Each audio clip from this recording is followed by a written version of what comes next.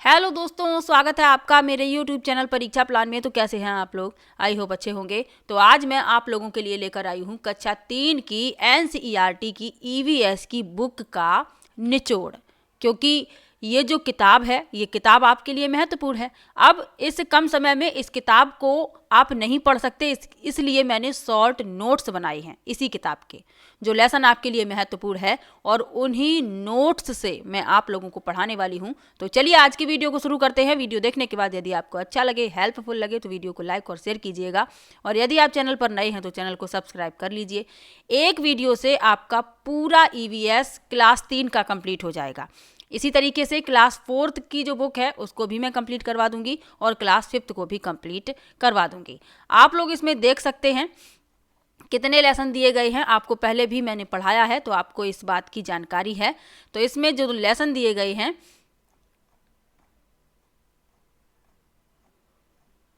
ये आप देख सकते हैं। इसमें इकाई 1 में आपको 3 अध्याय पढ़ने हैं। मेरा परिवार और मित्र, मेले में हम त्योहार मनाएं एक साथ। अध्याय 4 है कुछ खोज पेड़ पौधों की। अध्याय 5 है पेड़ पौधे और पशु पक्षी है साथ। अध्याय 6 है निर्भरता एक दूसरे पर। अध्याय 7 है पानी है अनमोल। अध्याय 8 है हमारा भोजन। और अध्याय 9 है स्वस्थ रहो प्रसन्न रहो। अध्याय 10 है वस्तुओं की दुनिया। अध्याय 11 है कैसे बनी ये वस्तुएं। अध्याय 12 है क्या और कैसे करें इसका। अब इन सभी के जो लेसन आपके लिए महत्वपूर्ण है, एक दो लेसन इसमें से ऐसे हैं जिसमें कोई भी महत्वपूर्ण टॉपिक नहीं था, तो उनके नोट्स भी मैंने नहीं बनाए हैं। लेकिन इसमें जो भी लेसन आपके लिए महत्वपूर्ण है उनके नोट्स कंप्लीट बने हुए हैं। तो ये एक वीडियो ज़्यादा बड़ा वीडियो नहीं होगा। इस एक वीडियो को देखने से क्लास 3 का ईवीएस आपका कंप्लीट हो जाएगा। तो चलिए वीडियो को शुरू करते हैं। वीडियो देखने के बाद यदि आपको अच्छा लगे, हेल्पफुल लगे, तो वीडियो को लाइक और शेयर कीजिएगा, और यदि आप चैनल पर नए हैं तो चैनल को सब्सक्राइब कर लीजिए। तो चलिए शुरू करते हैं। आपका जो पहला लेसन है अध्याय 1 मेरा परिवार और मित्र। तो आपको पूरा लेसन पढ़ने की जरूरत नहीं है। आपको उसमें से क्या क्या पढ़ना है, आपको परिवार के बारे में जानना है। परिवार क्या है? परिवार समाज की सबसे छोटी इकाई है। परिवार बच्चों की पहली पाठशाला होता है। बहुत शॉर्ट में मैंने लिखा है कि कम समय में आपको एक बार के बाद दोबारा वीडियो देखने की जरूरत भी ना पड़े। इस तरीके से मैंने नोट्स बनाई है। तो परिवार क्या है? समाज की सबसे छोटी इकाई है और बच्चों की पहली पाठशाला होती है। आगे बढ़ते हैं। परिवार के प्रकार क्या है? परिवार 2 प्रकार के होते हैं। एक होता है संयुक्त परिवार और एक होता है एकल परिवार। अब आप लोगों का कौन सा परिवार है? संयुक्त परिवार है या एकल परिवार है? कमेंट बॉक्स में जरूर बताइएगा। तो 2 प्रकार के परिवार होते हैं, संयुक्त और एकल। अब संयुक्त परिवार क्या है? जब कई पीढ़ी के लोग एक साथ रहते हैं तो वह संयुक्त परिवार कहलाता है। यहाँ आप इस चित्र के माध्यम से समझ भी सकते हैं। जैसे यदि आपके परिवार में आपके दादा दादी, आपके चाचा चाची या आपके पिता के बड़े भाई, जिन्हें ताऊ जी कहते हैं, उनकी पत्नी को ताई जी कहते हैं, और उनके बच्चे, आपके चाचा के बच्चे, ये सब लोग साथ में रहते हैं, तो ये संयुक्त परिवार कहलाता है। यानी कई पीढ़ी के लोग एक साथ रहते हैं तो वह कहलाता है संयुक्त परिवार। आगे बढ़ते हैं। एकल परिवार क्या है? जब परिवार में पति पत्नी और उनके अविवाहित बच्चे रहते हैं। इस चित्र के माध्यम से आप समझ सकते हैं। यानी कि पति पत्नी हैं और उनके 2 बच्चे हैं, और बच्चे अविवाहित, यानी कि आप देख सकते हैं छोटे छोटे बच्चे हैं। तो ये कहलाता है एकल परिवार। तो आपका परिवार कैसा है? एकल परिवार है या संयुक्त परिवार है? या आपको कौन सा परिवार अच्छा लगता है? संयुक्त परिवार अच्छा लगता है या एकल परिवार अच्छा लगता है? तो उसके बारे में कमेंट में जरूर लिखिएगा। चलिए आगे बढ़ते हैं। पीकाबू क्या है? यह छोटे बच्चों के साथ खेला जाने वाला खेल है। इस खेल में पहले छिपते हैं, फिर अचानक से पीकाबू कहते हुए सामने आ जाते हैं। तो ये पहला लेसन है। इसमें आपको इतने ही महत्वपूर्ण तथ्य पढ़ने हैं। आपको ज्यादा पढ़ने की जरूरत नहीं है। परिवार के बारे में पढ़ना है। परिवार क्या है? समाज की सबसे छोटी इकाई है और बच्चों की पहली पाठशाला होता है। परिवार 2 प्रकार के होते हैं, संयुक्त परिवार, एकल परिवार। संयुक्त परिवार में कई पीढ़ी के लोग एक साथ रहते हैं, जैसे कि दादा दादी, माता पिता, चाचा चाची, ताऊ जी ताई जी, उनके बच्चे, तो ये सभी रहते हैं। चचेरे भाई बहन रहते हैं, साथ में सभी रहते हैं, तो वह कहलाता है संयुक्त परिवार। और जिस परिवार में माता पिता और उनके अविवाहित बच्चे होते हैं वह कहलाता है एकल परिवार। इसी लेसन में पीकाबू के बारे में बताया गया था। तो यह छोटे बच्चों के साथ खेला जाने वाला खेल है। इस खेल में पहले छिपते हैं, फिर अचानक से पीकाबू कहते हुए सामने आ जाते हैं, इस तरीके से। तो पहला लेसन क्लास 3 की बुक का कंप्लीट होता है। अध्याय दूसरा है मेले में हम। बहुत ही शॉर्ट नोट्स मैंने बनाए हैं आप लोगों के लिए, आप लोगों की सुविधा के लिए। और यदि आप लोग चाहेंगे तो ये नोट्स भी मैं आप लोगों को टेलीग्राम पर प्रोवाइड करवा दूंगी। बस आप लोगों का सपोर्ट चाहिए। बस इतनी मेहनत मैंने आप लोगों के लिए ही की है। ये मैंने पहले हाथों से लिखे हैं, फिर इनको टाइप करवाया है। चलिए देख लेते हैं मेले में हम। अध्याय 2 है मेले में हम। मेला क्या है? जब बहुत सारे लोग किसी एक जगह पर किसी सामाजिक, धार्मिक, व्यापारिक या अन्य कारणों से एकत्रित होते हैं तो उसे मेला कहते हैं। यानी बहुत सारे लोग इकट्ठे होते हैं किसी एक जगह पर। कारण क्या हो सकता है? सामाजिक कारण हो सकता है, धार्मिक कारण हो सकता है, व्यापारिक या अन्य कारण से एकत्रित होते हैं तो उसे मेला कहते हैं। मेले के ये दृश्य आप देख सकते हैं, ये मैंने एनसीईआरटी की किताब से ही लिए हैं। यहाँ पर आप देख सकते हैं झूले लगे हुए हैं, कुल्फी की दुकान है और भी एक अन्य कई दुकानें हैं, मिठाई की दुकान है, कपड़े भी बेचे जा रहे हैं, खिलौने हैं, नक्शा लगा हुआ है मेले का। इसके अलावा नारियल पानी, स्टेशनरी, इन सब की दुकानें आप यहाँ पर देख सकते हैं। चलिए आगे बढ़ते हैं। मेले के प्रकार। मेले भी कई प्रकार के होते हैं। मेले धार्मिक, वाणिज्यिक, सांस्कृतिक या खेल संबंधी हो सकते हैं। यानी धार्मिक मेले भी होते हैं, वाणिज्यिक भी होते हैं, सांस्कृतिक भी होते हैं और खेल संबंधी भी हो सकते हैं। तो मेले के प्रकार आपको याद रखने हैं। चलिए आगे बढ़ते हैं। अब मेले के बारे में कुछ महत्वपूर्ण तथ्य हैं। मेले के प्रवेश द्वार पर मेले का नक्शा लगा होता है। इसमें सभी स्टॉलों की जगह दिखाई जाती है। यानी कि जो प्रवेश द्वार होता है जहां से आप मेले में प्रवेश करते हैं, वहां पर एक नक्शा लगा रहता है। उसमें आप देख सकते हैं कि कौन सी दुकान कहाँ पर लगाई गई है। इसी के पास एम्बुलेंस, पुलिस जीप और आग बुझाने वाली गाड़ी खड़ी होती है। अब सार्वजनिक जगह है, भीड़ भी होती है, तो वहां पर पुलिस भी होती है, एम्बुलेंस भी होती है और आग बुझाने वाली गाड़ी। क्योंकि यदि कोई घटना घटित हो जाती है, अप्रिय घटना, तो उस पर कंट्रोल किया जा सके। जैसे आग लग जाती है तो आग बुझाने वाली गाड़ी इसीलिए होती है कि आग पर काबू किया जा सके। एम्बुलेंस इसीलिए होती है कोई घायल हो जाए तो उसे अस्पताल पहुंचाया जा सके। और पुलिस इसीलिए होती है कोई चोर हो या किसी व्यक्ति के साथ कोई ऐसी घटना घटित हो जाती है तो उसकी सहायता पुलिस द्वारा की जाती है। आगे बढ़ते हैं। मेले में एक खोया पाया बूथ भी बना होता है जिसमें अपनी इच्छा से काम करने वाले लोग बैठे हैं। खोया पाया बूथ होता है तो उसमें स्वेच्छा से लोग कार्य करते हैं। मेले में बड़े बड़े झूले लगे होते हैं और झूला ही मेले की पहचान होती है। दूर से दिखाई देता है कि यहाँ पर कोई मेला लगा हुआ है। तो बड़े बड़े झूले लगे होते हैं और जादू का खेल, कठपुतली का खेल भी दिखाया जाता है। यानी जादू का खेल भी दिखाया जाता है। कुछ मेलों में आप कठपुतली का खेल भी देख सकते हैं। इसके अलावा मेले में खाने पीने का भी बहुत सारा सामान मिलता है। खाने की चीजें हैं, जैसे मिठाइयाँ हैं और भी कई चीजें हैं मेले में मिलती हैं। इसके अलावा आइसक्रीम है और भी कई चीजें जो लोग खाना पसंद करते हैं वो आपको मेले में देखने के लिए मिलेंगी। लोग खाते भी हैं, पसंद भी करते हैं। कुछ लोग तो मेला देखने ही इसीलिए जाते हैं कि अपनी मनपसंद चीजों को वहां पर खा सकें। चलिए आगे बढ़ते हैं। मेले में सुरक्षा को ध्यान में रखते हुए पुलिस के साथ खोजी कुत्ते भी होते हैं। अब खोजी कुत्ते भी होते हैं सुरक्षा का ध्यान रखते हुए पुलिस के साथ। चलिए आगे बढ़ते हैं। यहाँ पर ये मैंने कुछ चित्र यहाँ पर दिखाए हुए हैं। प्राथमिक चिकित्सा, खोया पाया बूथ, मेला की सूचना, पार्किंग। यानी जो लोग गाड़ियों से आते हैं तो पार्किंग बनाई जाती है ताकि वहां पर गाड़ियां खड़ी की जा सकें। ये गाड़ियां आप देख सकते हैं, पुलिस, एम्बुलेंस और फायर ब्रिगेड, ताकि कोई घटना यदि घटित हो जाए तो उस पर काबू पाया जा सके। और ये खोजी कुत्ते आप देख सकते हैं। ये जो चित्र हैं ये मैंने एनसीईआरटी की किताब से ही लिए हैं। चलिए आगे बढ़ते हैं। लिखा है कुंभ मेला। तो कुंभ मेला विश्व का सबसे बड़ा पर्व है। इसके बारे में एनसीईआरटी में अलग से बताया गया है, तो इसीलिए आपको भी याद रखना है। गंगा, यमुना, गोदावरी और क्षिप्रा नदियों के किनारे पर होने वाला यह मानव जाति का सबसे बड़ा समारोह है। यह मेला हरिद्वार, प्रयागराज, नासिक तथा उज्जैन में 12 वर्ष में एक बार लगता है। इस बार कुंभ मेले का आयोजन प्रयागराज में किया गया था। यानी 2025 में जो कुंभ मेले का आयोजन हुआ है वह कहाँ पर हुआ है? प्रयागराज में। और ये 4 जगह आपको याद रखनी है जहाँ पर कुंभ मेले का आयोजन होता है। कौन कौन सी हैं जगह? हरिद्वार, प्रयागराज, नासिक और उज्जैन। इनमें 12 वर्ष में एक बार ये मेला लगता है। चलिए आगे बढ़ते हैं।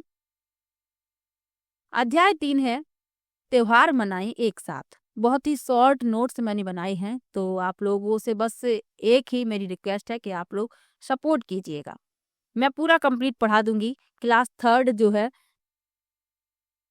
4 दिन में कंप्लीट हो जाएगा। एक वीडियो में मैं 3 लेसन कंप्लीट करवाऊंगी। इसके बाद क्लास 4th और 5th जो है वो मैंने पुरानी किताबों से नोट्स बनाए हैं, जो आपकी पुरानी किताबें हैं और बहुत ही ज़्यादा महत्वपूर्ण है वो आपके लिए। जो पुरानी किताबें हैं ईवीएस की, आपके सिलेबस के सभी टॉपिक आपको पुरानी किताबों में ही मिलेंगे और पुरानी किताबें आपको पढ़ना बहुत ज़रूरी है। तो उनके शॉर्ट नोट्स कंप्लीट हैं, उनको मैं इसी तरीके से एक साथ 3-3, 4-4 लेसन कंप्लीट पढ़ा दूंगी, क्योंकि 15 दिन मैंने दिए हैं और इन 15 दिन में मैं आपका कंप्लीट ईवीएस करवा दूंगी। बस आप लोग सपोर्ट करते रहिए। तो अध्याय 3 है त्योहार मनाएं एक साथ। तो इसमें ट्यूलिप का त्योहार, इसके बारे में आपको क्या याद रखना है। ट्यूलिप का त्योहार भारत में जम्मू और कश्मीर की राजधानी श्रीनगर में आयोजित एक वार्षिक कार्यक्रम है। तो जम्मू और कश्मीर केंद्र शासित प्रदेश है, इसकी राजधानी श्रीनगर है, तो ये आपको याद रखना है। तो जम्मू और कश्मीर की राजधानी श्रीनगर में आयोजित एक वार्षिक कार्यक्रम है। आगे बढ़ते हैं। यह महोत्सव वसंत ऋतु के दौरान आमतौर पर मार्च और अप्रैल में, जब श्रीनगर में ट्यूलिप उद्यान पूरी तरह खिलते हैं, तब आयोजित किया जाता है। तो ये आपको याद रखना है। ट्यूलिप का जो त्योहार है ये श्रीनगर में मनाया जाता है। जब मार्च और अप्रैल में ट्यूलिप के जो उद्यान होते हैं वो पूरी तरीके से खिल जाते हैं, तब इस त्योहार को मनाया जाता है।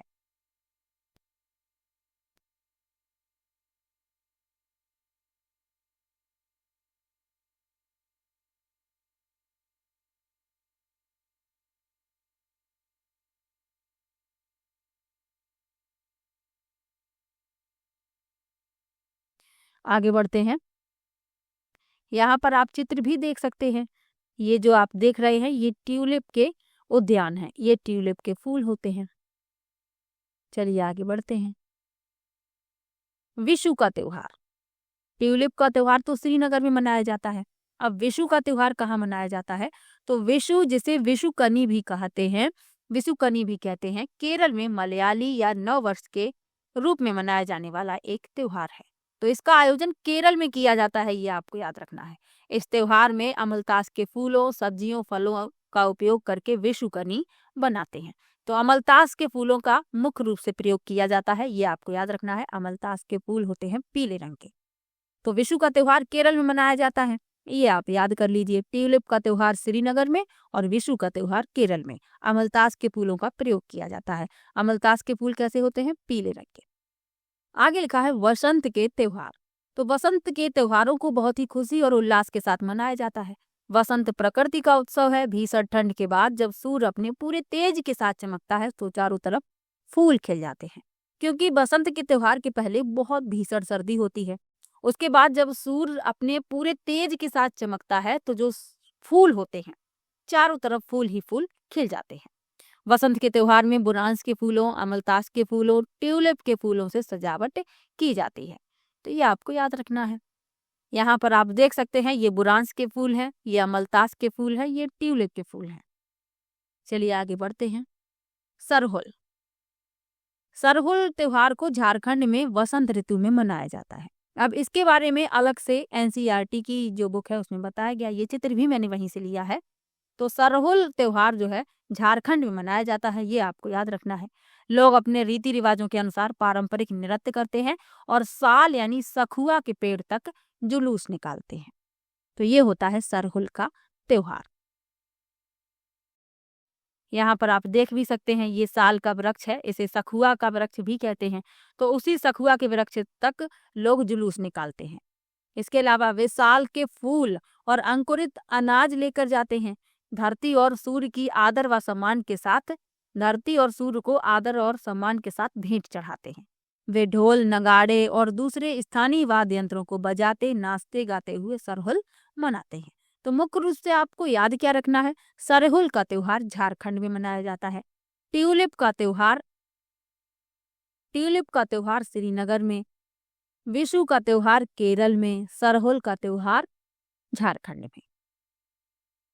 और वसंत के जो त्योहार हैं, भीषण ठंड के बाद जब फूल खिलते हैं तो ये वसंत के त्योहार मनाए जाते हैं। इनमें बुरांस के फूल, अमलतास के फूल, ट्यूलिप के फूलों से सजावट की जाती है।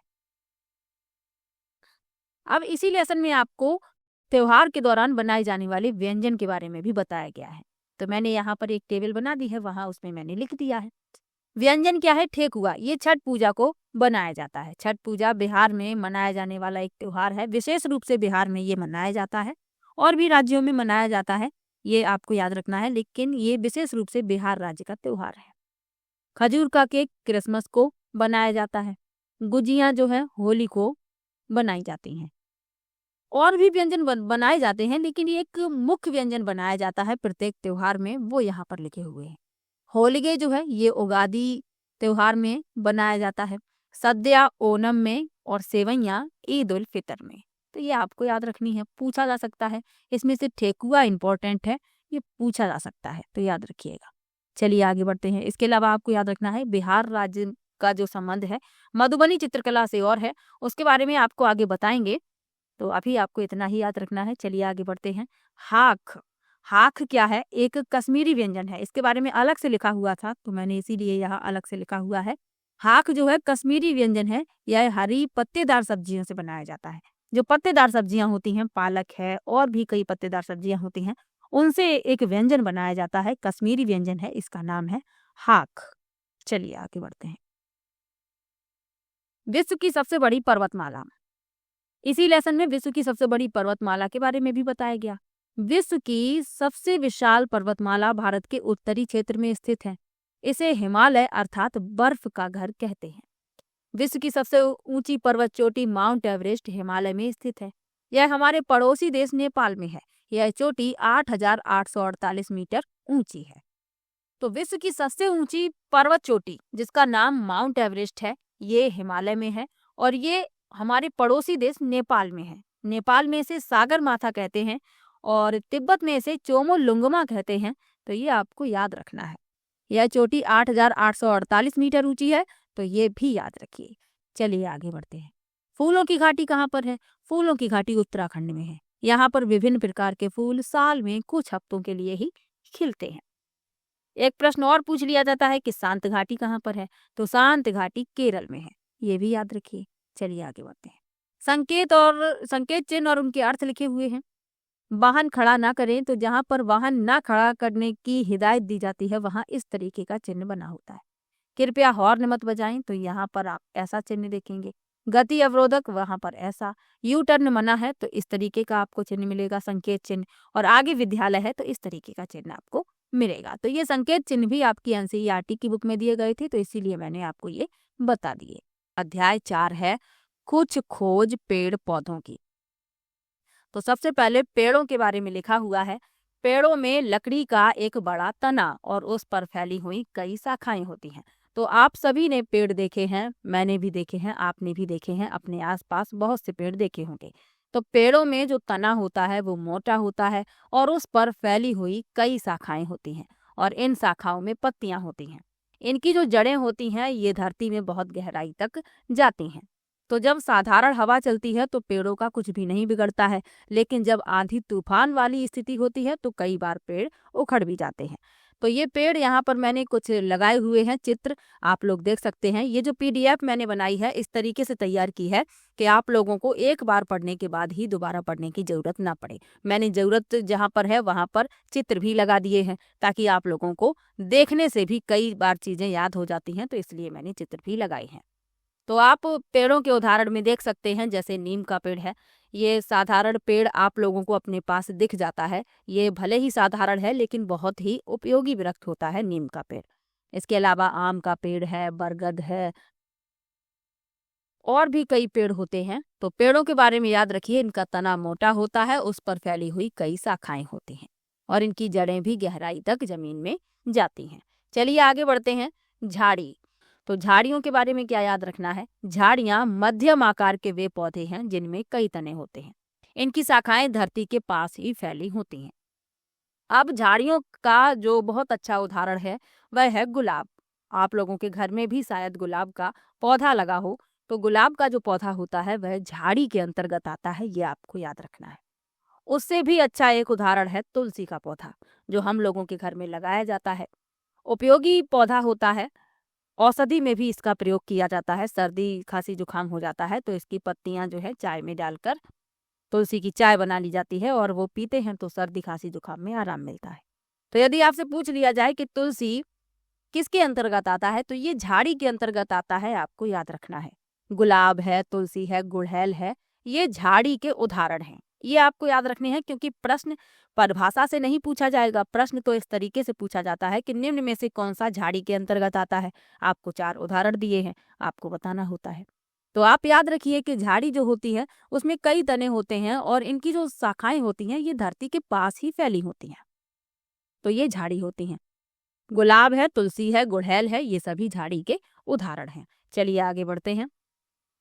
जो दालें हम खाते हैं, जो दालें आप लोग खाते हैं, हम खाते हैं, आप खाते हैं, जैसे अरहर है, उड़द है, मूंग है, मसूर है, ये सभी क्या है? ये झाड़ियों के ही बीज होते हैं। यहाँ पर मैंने चित्र भी लगा दिए हैं। ये अरहर का पौधा है, ये मसूर का पौधा है, ये मूंग का है, ये उड़द का है। तो ये जो दालें हम लोग खाते हैं जो प्रोटीन से भरपूर होती हैं, ये सभी झाड़ियों के ही बीज होते हैं। ये आपको याद रखना है। और ये जो चित्र मैंने यहाँ पर लगाए हैं ये मैंने एनसीईआरटी से ही लिए हैं। चलिए आगे बढ़ते हैं। अब जड़ी बूटियों के बारे में आपको पता होना चाहिए। तो जड़ी बूटियां बहुत ही छोटे पौधे होते हैं, इनके तने बहुत ही मुलायम होते हैं और कभी भी लकड़ी जैसे सख्त नहीं बनते। यानी कि जो जड़ी बूटियां होती हैं इनके जो तने होते हैं बहुत मुलायम होते हैं, आप उन्हें हाथ से ऐसे तोड़ सकते हैं और ये कभी भी लकड़ी जैसे सख्त नहीं हो सकते हैं। ये आपको याद रखना है। घास भी जड़ी बूटियों का ही एक प्रकार है। जो साधारण घास होती है उसमें भी कई तरीके की घासें होती हैं और ये जड़ी बूटियों का ही एक प्रकार मानी जाती है।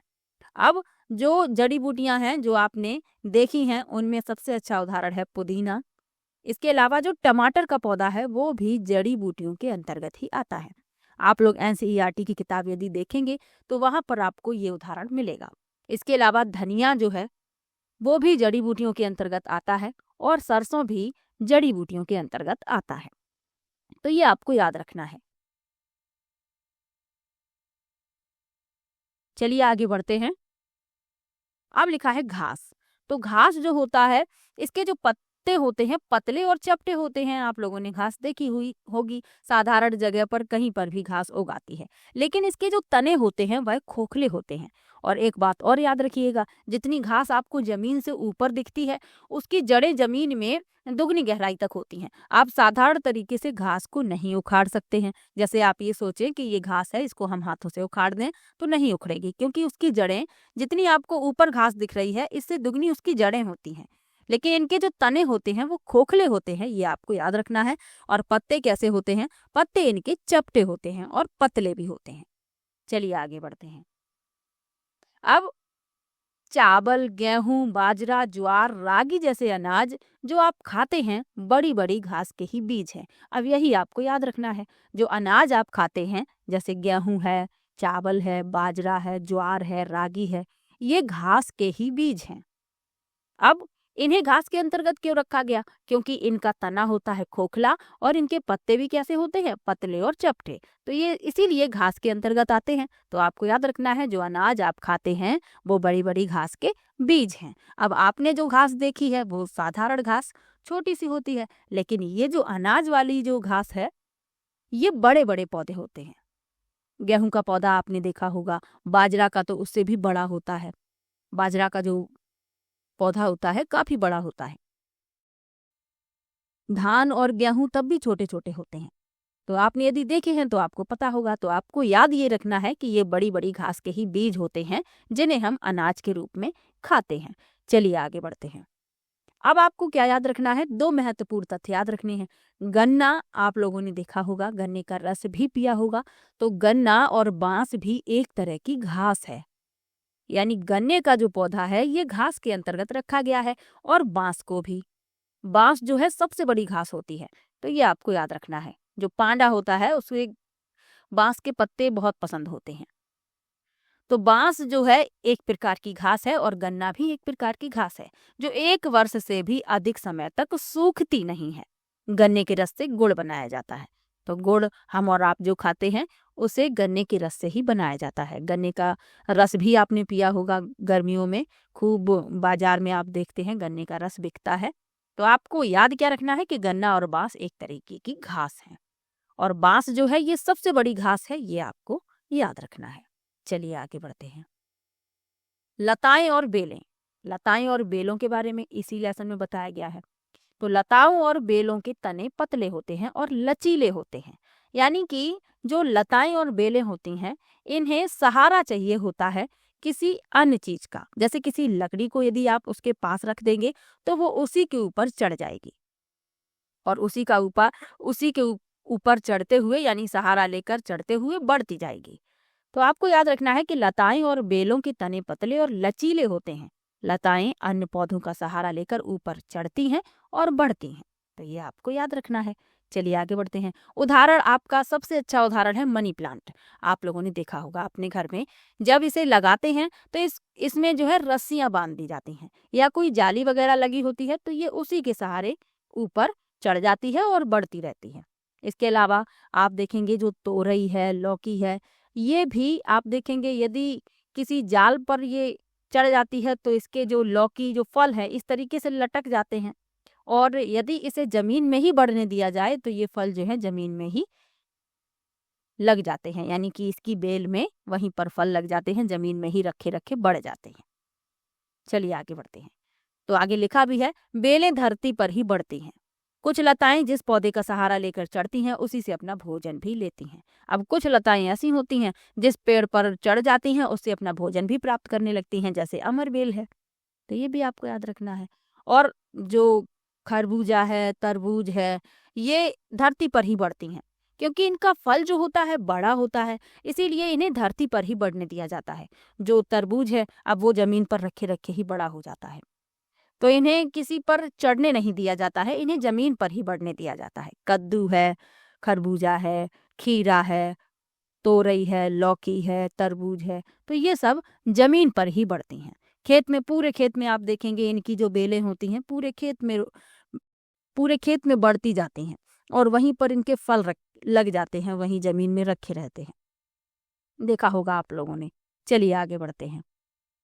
अब इसी लेसन में आपको बताया गया था सबसे बड़े फूल के बारे में। मैंने वही मेन पॉइंट लिखे हैं जो आपके एग्जाम के लिए जरूरी हैं। तो मिजोरम में पाया जाने वाला फूल रेफलेसिया सबसे बड़ा फूल है और यह एक छाते जितना बड़ा होता है। अब आप एक अनुमान लगा सकते हैं, जो छाता आप लगाते हैं बरसात के मौसम में, ये फूल उतना ही बड़ा होता है। अब आप अनुमान लगा लीजिए नॉर्मल साइज का जो छाता होता है वो कितना बड़ा होता है और ये फूल कितना बड़ा है। तो ये इसीलिए सबसे बड़ा फूल माना जाता है। ये मिजोरम में पाया जाता है, ये आपको याद रखना है। प्रश्न यदि बनेगा तो यहीं से बन जाएगा कि सबसे बड़ा फूल रेफलेशिया भारत के किस राज्य में पाया जाता है, तो आपको याद रखना है मिजोरम में। चलिए आगे बढ़ते हैं। अब इसी लेसन में आपको पौधों के भाग के बारे में भी बताया गया है। तो पौधे के भाग कौन कौन से हैं? जड़ें होती हैं, उसके बाद बीच में आप जो देखते हैं ये तना होता है, पत्ते होते हैं, फूल होते हैं और फल होते हैं। तो पौधे के ये इतने भाग आपको याद रखने हैं। चित्र मैंने इसीलिए लगाए हैं ताकि आपको देखने भर से याद हो जाएं। चलिए आगे बढ़ते हैं। तो पौधे के भाग याद रखिएगा, जड़, तना, पत्तियां, फूल, फल। क्रम से याद रखिएगा, जड़, जड़ के बाद तना, फिर पत्तियां आती हैं, फिर फूल आता है, फिर फल आते हैं। चलिए आगे बढ़ते हैं। अब अध्याय 5 है, पेड़ पौधे और पशु पक्षी हैं 7। मैं एक साथ 3-3 लेसन पढ़ा रही हूँ ताकि आप लोगों का जल्दी से ये सिलेबस, मैंने 15 दिन का समय दिया है तो 15 दिन में इसे मैं कंप्लीट करवा दूंगी, चाहे मुझे एक दिन में 2, 3, 4 क्लासें लेनी पड़े। यदि मैंने प्रॉमिस किया है तो मैं पूरा जरूर करवाऊंगी। आप लोग पहले की प्लेलिस्ट देख सकते हैं, यदि मैं कह देती हूँ तो मैं उसे पूरा जरूर करवाती हूँ। तो अध्याय 5 है, पेड़ पौधे और पशु पक्षी हैं 7। तो इसमें सबसे पहले मिट्टी के बारे में बताया गया है। तो मिट्टी पृथ्वी की सतह की सबसे ऊपरी परत है। यह उन चट्टानों से बनी है जो बहुत धीरे धीरे छोटे छोटे टुकड़ों में टूटती रहती हैं। इसमें पेड़ पौधों की सूखी पत्तियां, जड़ें, मृत जानवर, कीट आदि होते हैं। तो मिट्टी जो है पृथ्वी की सबसे ऊपरी परत है। यह उन चट्टानों से बनी है जो धीरे धीरे छोटे छोटे टुकड़ों में टूटती रहती हैं। इसमें पेड़ पौधों की सूखी पत्तियां भी होती हैं, जड़ें भी होती हैं, मृत जानवर के अवशेष भी होते हैं, कीट होते हैं, सब कुछ होते हैं। तो मिट्टी के बारे में इतना याद रखिए। यहाँ पर मैंने एक चित्र भी लगाया है ताकि आपको परतें भी समझ में आ जाए। चलिए आगे बढ़ते हैं। आगे लिखा है, मिट्टी अपने भीतर रहने वाले बहुत से जीव जंतुओं के साथ जीती जागती है। इसमें से कुछ को आप आंखों से देख सकते हैं और कुछ इतने छोटे होते हैं कि आप उन्हें नहीं देख सकते। यानी मिट्टी में कुछ जीव जंतु तो आप देख पाएंगे आंखों से, लेकिन कुछ इतने छोटे होते हैं जिन्हें आप अपनी आंखों से नहीं देख सकते। मिट्टी की ऊपरी परत पर घास एवं पत्तियों में आपको कई तरह के कीट घूमते हुए दिखाई देंगे, जैसे चींटियां हैं, दीमक हैं, छोटे कॉकरोच और टिड्डे आदि। तो ऊपर वाली जो परत है उसमें आपको कई कीट दिख जाएंगे। जो घास होती है उसमें कई छोटे छोटे कीट हैं, वो आपको देखने के लिए मिलेंगे। चींटियां होती हैं, दीमक होते हैं, छोटे कॉकरोच होते हैं, टिड्डे होते हैं घास में। तो ये सभी आपको मिट्टी की ऊपरी परत में जो घास होती है उनमें दिख जाएंगे, और कुछ तो इतने छोटे होते हैं जिन्हें आप अपनी आंखों से नहीं देख सकते हैं। चलिए आगे बढ़ते हैं। वर्षा के समय जब मिट्टी गीली होती है तो आपको और भी बहुत से कीट देखने को मिलेंगे, जैसे केंचुए और कनखजूरे। तो जब मिट्टी गीली हो जाती है तो ये केंचुए जो हैं, जो मिट्टी में रहते हैं, ये ऊपर आ जाते हैं, बाहर आ जाते हैं। गीली मिट्टी होती है इसलिए इनको ऊपर आना होता है। तो ये ऊपर आ जाते हैं। तो जब बरसात होती है तो केंचुए बहुत दिखाई देते हैं खेतों में। कन खजूरे भी दिखते हैं, कन खजूरे। तो ये आपको याद रखना है, जब गीली मिट्टी होती है तो बहुत से कीट और देखने के लिए मिलते हैं। चलिए आगे बढ़ते हैं। एक प्रश्न पूछ लिया जाता है कि किसे किसान का मित्र कहा जाता है। तो केंचुए को किसान का मित्र कहा जाता है, ये आपको याद रखना है। हर चीज पीडीएफ में नहीं लिखी होती है, तो इसीलिए वीडियो बनाया जाता है ताकि आपको साथ में और भी चीजें पता चल सकें। चलिए आगे बढ़ते हैं। आगे लिखा है, पशु पक्षी और कीट अपने भोजन, आवास और आराम के लिए पेड़ पौधों के अलग अलग भागों को उपयोग में लाते हैं। जो पशु पक्षी होते हैं ये अपने भोजन के लिए, आवास के लिए, आराम के लिए पेड़ पौधे के अलग अलग भागों को उपयोग में लाते हैं। जैसे उदाहरण यहाँ पर लिखे हुए हैं।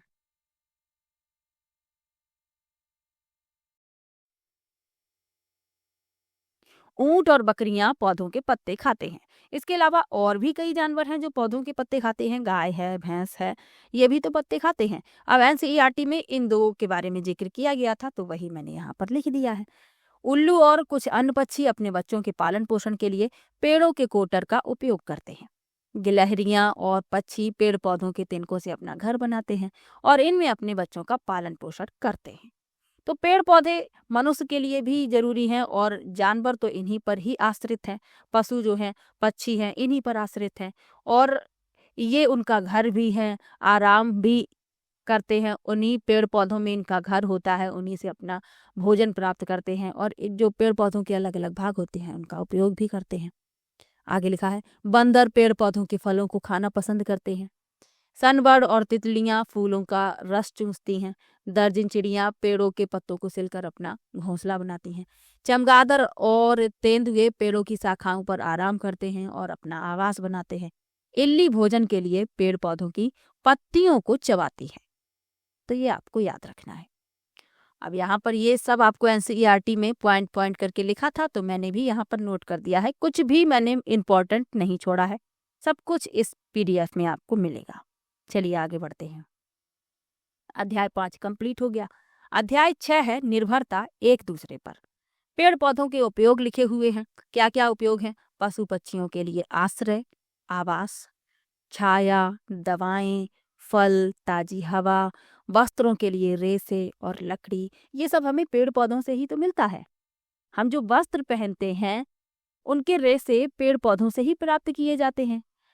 कुछ कृत्रिम रेसे भी होते हैं, प्राकृतिक रेसे भी होते हैं। पहले तो प्राकृतिक रेसे ही थे, बाद में मनुष्य द्वारा निर्मित रेसे भी बनाई गई। तो पहले जो स्थान है वो पेड़ पौधों का ही है। हमें उनसे छाया भी मिलती है, हमें दवाएं भी मिलती हैं, हमें फल सब्जियां मिलती हैं, ताजी हवा मिलती है, वस्त्रों के लिए रेसे और लकड़ी से तो सारा फर्नीचर बनता है। चलिए आगे बढ़ते हैं। पक्षियों के आगमन का उत्सव। तो तमिलनाडु के वलपराई नामक नगर में पक्षियों के आगमन का उत्सव मनाया जाता है। पूरे वर्ष वलपराई के सभी स्कूलों में बच्चे और शिक्षक नगर में आने वाले पक्षियों की तलाश करते हैं और उनके आंकड़े जुटाते हैं। वे वर्षा ऋतु के बाद सर्दियों के महीनों में इन पक्षियों के विशेष स्वागत की तैयारी करते हैं और इन पक्षियों का नाम है गिरेवागटेल। और ये आप यहाँ पर पक्षी देख सकते हैं। तो तमिलनाडु के वलपराई नामक नगर में इन पक्षियों के आगमन का उत्सव मनाया जाता है। ये पक्षी जो है शीत ऋतु में आते हैं और इनकी स्वागत की तैयारी की जाती है। तो इस पक्षी का आपको नाम याद रखना है ग्रे वागटेल। चलिए आगे बढ़ते हैं, चित्र भी आप देख सकते हैं। स्थानीय भाषा में इन पक्षियों को सामान्यतः वालट्टी कुरुवी कहते हैं। तो स्थानीय भाषा में इसे वालट्टी कुरुवी कहते हैं, यही आपको याद रखना है। आपसे पूछ लिया जाए कि वागटेल का, ग्रे वागटेल का स्थानीय भाषा में नाम क्या है, तो वालट्टी कुरुवी। शीत ऋतु में ग्रे वागटेल पर्वतीय क्षेत्रों से भारत के गर्म प्रदेशों में आते हैं। 2 बार लिख गया है यहाँ पर। शीत ऋतु में ग्रे वागटेल पर्वतीय क्षेत्रों से भारत के गर्म प्रदेशों में आते हैं और कुछ महीनों के लिए यहीं रुकती है। वलपराई में जब पहली ग्रे वागटेल पहुंचती है तो बच्चे व शिक्षक इन पक्षियों के स्वागत में बड़े बड़े पोस्टर लगाकर उनके आगमन का स्वागत करते हैं, यानी आगमन का उत्सव मनाते हैं। तो आपको इस पक्षी का नाम याद रखना है। तमिलनाडु के वलपराई में इनके आने के आगमन का उत्सव मनाया जाता है, ये आपको याद रखना है। चलिए आगे बढ़ते हैं। पेड़ लगाती हैं गिलहरियां। जो गिलहरियां होती हैं इनके द्वारा कई पेड़ लगाए जाते हैं। कैसे लगाए जाते हैं? हजारों ऐसे पेड़ हैं जो अनजाने में गिलहरियों द्वारा लगाए गए हैं, यानी गिलहरियों को खुद पता नहीं होता है कि इतने पेड़ों को इन्होंने लगाया है। कैसे पता नहीं होता है? क्योंकि गिलहरियां अपने भोजन के लिए बीज और मेवे आदि जमीन में दबाकर भूल जाते हैं। जो ड्राई फ्रूट होते हैं वो इन्हें खाना पसंद होता है। अब ये अपना भोजन जमीन में दबा देती हैं, लेकिन ये दबाकर भूल जाती हैं और जब बीज को जमीन में दबा दिया जाएगा तो वो पेड़ बन जाता है। तो इसी तरीके से जाने अनजाने में गिलहरियां हजारों पेड़ लगाती हैं। तो आपने देखा होगा गिलहरियों को अपने आसपास। ये गिलहरियां जो हैं हमेशा अपने दांतों से कुछ ना कुछ कुतरती रहती हैं, क्योंकि इनके दांत हमेशा बढ़ते रहते हैं और ये कुछ ना कुछ काटती रहती हैं ताकि इनके दांत घिसते रहें। ये भी एनसीईआरटी में ही बताया गया है। आगे आपको इन सब के बारे में पता चलेगा, जिसका नाम है हमारा भोजन। तो सबसे पहले इसमें संतुलित आहार के बारे में जानेंगे। संतुलित आहार क्या होता है? वह आहार जिसमें सभी आवश्यक पोषक तत्व जैसे कार्बोहाइड्रेट, प्रोटीन, वसा, विटामिन, खनिज और पानी सही मात्रा और अनुपात में होते हैं, जो शरीर को स्वस्थ और सक्रिय रखने के लिए आवश्यक होते हैं। तो ऐसा आहार कहलाता है संतुलित आहार। यानी जो भोजन हम करते हैं उसमें कार्बोहाइड्रेट भी होना चाहिए, प्रोटीन भी होना चाहिए, वसा भी होना चाहिए, विटामिन भी होना चाहिए, खनिज और पानी सही मात्रा और सही अनुपात में होते हैं। तो ऐसा भोजन कहलाता है संतुलित आहार और ये शरीर को स्वस्थ रखता है और शरीर को सक्रिय भी रखता है। चलिए आगे बढ़ते हैं। संतुलित आहार की परिभाषा आपको याद रखनी है। गर्मियों के गर्मियों में मौसम गर्म होता है, हमें बहुत पसीना आता है। पसीना आने से हमारे शरीर से पानी निकलता है, इसलिए हम गर्मियों में खूब पानी, छाछ, नींबू पानी, आम पन्ना, गन्ने का रस, नारियल पानी पीते हैं। तो हम लोग जिस क्षेत्र में रहते हैं गर्मियों के मौसम में टेम्परेचर जो है बहुत ही ज़्यादा बढ़ जाता है, तब शरीर से पसीना बहुत निकलता है और इस पसीने निकलने से शरीर में पानी की कमी हो जाती है। इस कमी को पूरा करने के लिए हम गर्मियों में खूब पानी पीते हैं और हमें गर्मियों में खूब पानी पीना भी चाहिए ताकि शरीर में पानी की कमी ना हो। और जो छाछ होता है, नींबू पानी, आम पन्ना, गन्ने का रस, नारियल पानी, तो ये सब पीते हैं। इससे हमारे शरीर में पानी की आपूर्ति होती रहती है। चलिए आगे बढ़ते हैं। आगे लिखा है हम पेड़ पौधों के अलग अलग भागों का खाने के लिए उपयोग करते हैं। बिल्कुल करते हैं। जो पेड़ पौधे के भाग होते हैं उनके अलग अलग जो भाग हैं उनका प्रयोग सब्जी के रूप में किया जाता है। जैसे जो पालक होती है वह पत्तियों का उदाहरण है। मेथी है, ये भी पत्ते होते हैं। पत्ता गोभी है, सरसों है, धनिया है, ये सभी क्या है? ये पत्ते हैं। तो इनकी सब्जी बनाकर खाई जाती है। आपको याद रखना है, प्रश्न ऐसे पूछ लिया जाता है निम्न सब्जियां जो दी गई हैं, निम्न सब्जियों में से पत्तों का समूह चुनिए। तो आपको विकल्प में बताना होता है जिसमें सभी पत्ते होते हैं, या तने पूछ लिए जाते हैं, या जड़ पूछ ली जाती हैं। तो इस तरीके से प्रश्न पूछे गए हैं प्रीवियस ईयर के पेपर, यदि आपने देखे हैं तो आपको याद होगा। तो आपको याद रखना है पालक, मेथी, पत्ता गोभी, सरसों, धनिया, ये सभी क्या है? ये पत्तियां हैं जिनका प्रयोग सब्जी के रूप में किया जाता है।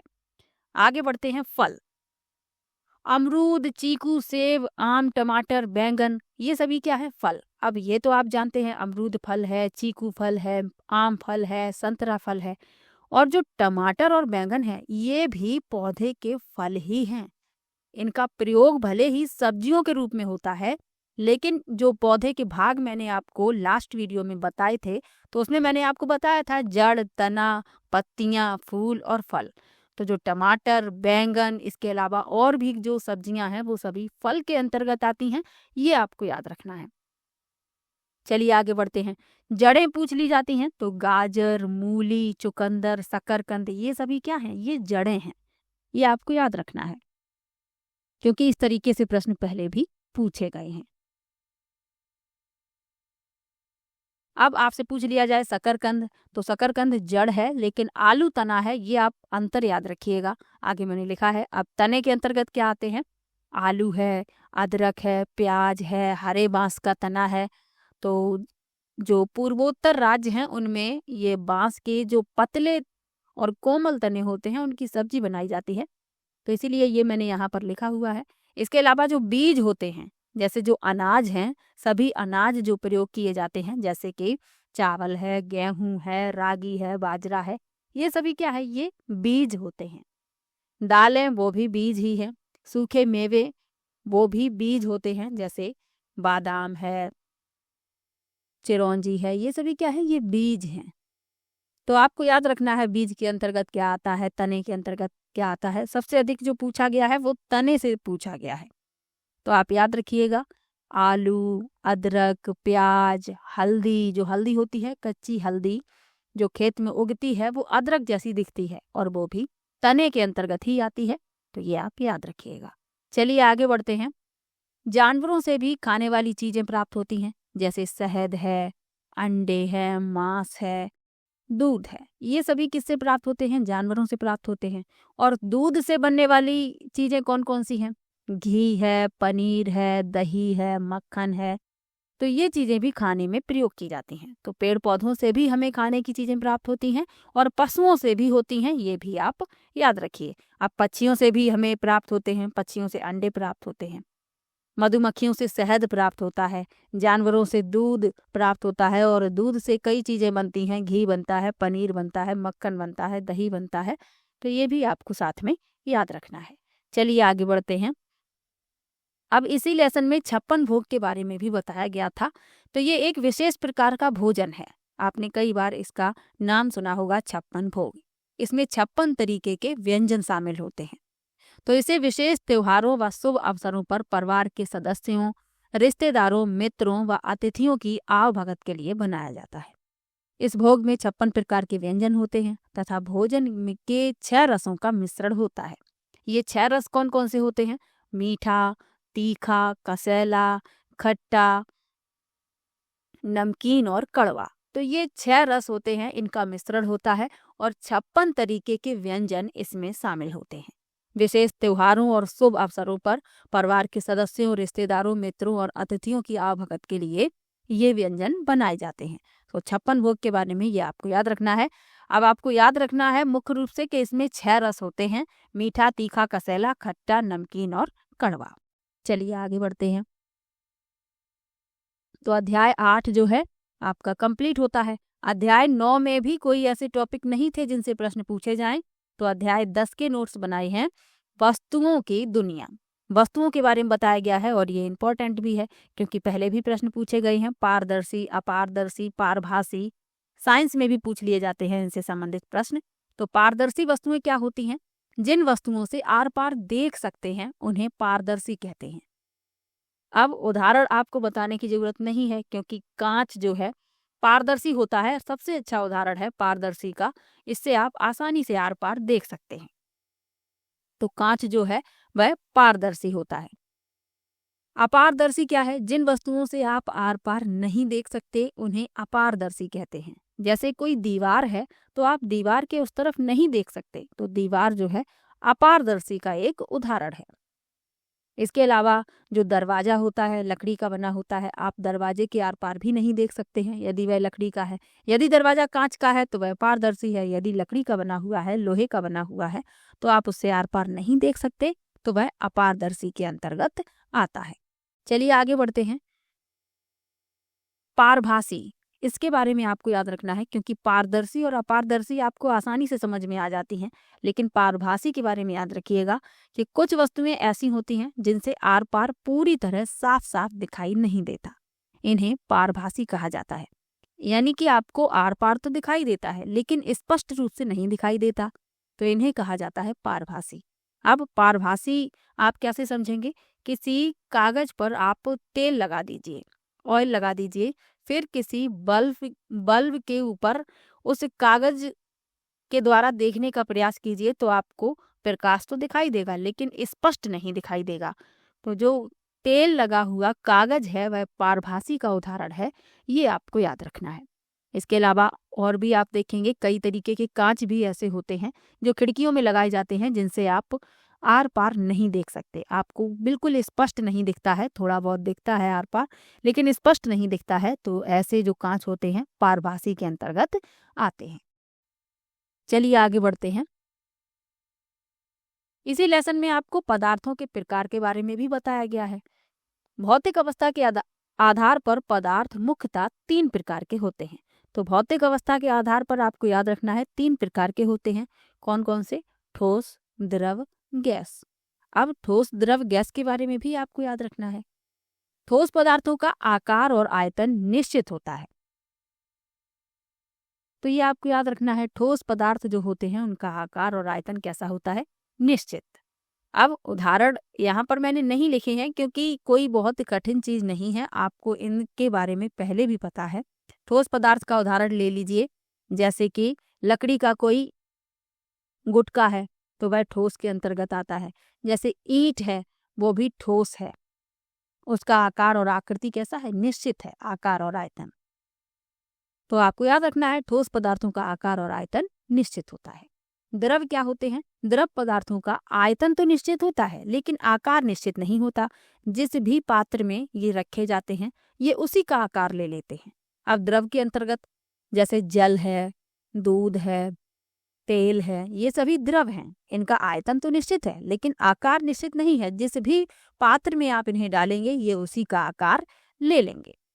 और गैस, तो गैसीय पदार्थों का ना तो आकार और ना ही आयतन निश्चित होता है, तो ये आपको याद रखना है।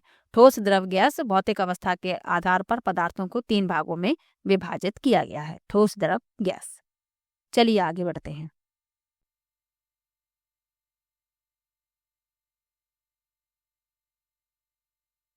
अब लिखा है धातुओं के बारे में। तो धातुएं धरती के भीतर बहुत गहराई में चट्टानों और तलछटों से खोद कर निकाली जाती हैं। तो धातुओं को धरती के भीतर चट्टानों और तलछटों से खोद कर निकाला जाता है, तो ये आपको याद रखना है। अब विज्ञान के अनुसार धातु की परिभाषा क्या है? ऐसे तत्व होते हैं धातुएं, धातुएं ऐसे तत्व हैं जो चमकदार होते हैं, ऊष्मा और बिजली के अच्छे चालक होते हैं, जिन्हें पीट कर पतली पतली चादरों में और खींच कर तार बनाया जा सकता है। जैसे लोहा है, तांबा है, सोना है, चांदी है, ये सभी क्या है? ये धातुएं हैं। तो ये परिभाषा भी याद रखनी है, ये भी याद रखनी है। धातुएं चमकदार होती हैं, ऊष्मा और बिजली की अच्छी चालक होती हैं, इन्हें पीट कर पतली चादरों में परिवर्तित किया जा सकता है, खींच कर तार बनाए जा सकते हैं। उदाहरण याद रखिएगा, लोहा, तांबा, सोना और चांदी।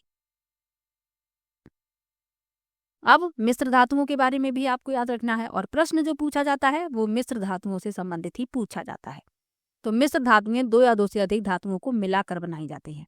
जैसे आपसे पूछ लिया जाए कि स्टील जो है वह लोहा और कार्बन को मिलाकर बनाया जाता है, पीतल जो है तांबा और जस्ता को मिलाकर बनाया जाता है, और कांसा, ये मोस्ट इम्पॉर्टेंट है, कई बार पूछा गया है। तो कांसा जो है तांबा और टिन को मिलाकर बनाया जाता है। कांसा जो है तांबा और टिन को पिघलाया जाता है और उससे एक नई धातु का निर्माण किया जाता है, उसे कहते हैं कांसा। चलिए आगे बढ़ते हैं। और कांसे से बर्तन है, मूर्तियां हैं, ये सब कुछ बनाया जाता है। चलिए आगे बढ़ते हैं। अध्याय 12 है और क्लास 3 की बुक का ये लास्ट लेसन है, क्या और कैसे करें इसका। तो इसमें आपको राष्ट्रीय स्वच्छता दिवस के बारे में बताया गया है, और आपको याद भी रखना है कि 30 जनवरी को राष्ट्रीय स्वच्छता दिवस मनाया जाता है। आपसे पूछ लिया जाए ईवीएस में कि राष्ट्रीय स्वच्छता दिवस कब मनाया जाता है, तो 30 जनवरी को मनाया जाता है। चलिए आगे बढ़ते हैं। अब इसी लेसन में आपको बताया गया है कचरा मुक्त गांव के बारे में। भारत का एक ऐसा गांव भी है जो कचरा मुक्त है उसके बारे में आपको याद रखना है। कौन सा गांव है? अरुणाचल प्रदेश का गांव सिल्लुक को कचरा मुक्त गांव कहा जाता है। इस गांव को सबसे अच्छे तरीके से कचरे का प्रबंधन करने के लिए पुरस्कार भी मिला है। यानी कचरा का सबसे अच्छा प्रबंधन किया है इस गांव ने, तो इस गांव को पुरस्कार भी मिला है। और इस गांव का नाम आपको याद रखना है, अरुणाचल प्रदेश का गांव है सिल्लुक और इसे कचरा मुक्त गांव कहा जाता है। तो ये स्वच्छ गांव है, इसीलिए इसे पुरस्कार भी प्रदान किया गया है। तो क्लास 3rd की ईवीएस की एनसीईआरटी की जो बुक है वो कंप्लीट होती है। एक ही वीडियो में मैंने पूरी किताब के नोट्स बनाकर आपको पढ़ा दिया है। शॉर्ट नोट्स हैं और ये आपके एग्जाम के लिए बहुत ही ज़्यादा महत्वपूर्ण है। और ऐसी ही वीडियो क्लास 5th की आ चुकी है जिसमें मैंने क्लास 5th को पूरा पढ़ा दिया है। तो आप लोग बिल्कुल भी देर किए बिना वो वीडियो देख लीजिए, क्योंकि क्लास 5th की जो पुरानी वाली किताब है ईवीएस की वो बहुत ही ज़्यादा महत्वपूर्ण है आपके एग्जाम के लिए। जितने भी टॉपिक इंपॉर्टेंट हैं आपके सिलेबस में वो सभी आपको ईवीएस की क्लास 5th की ओल्ड बुक में मिलेंगे।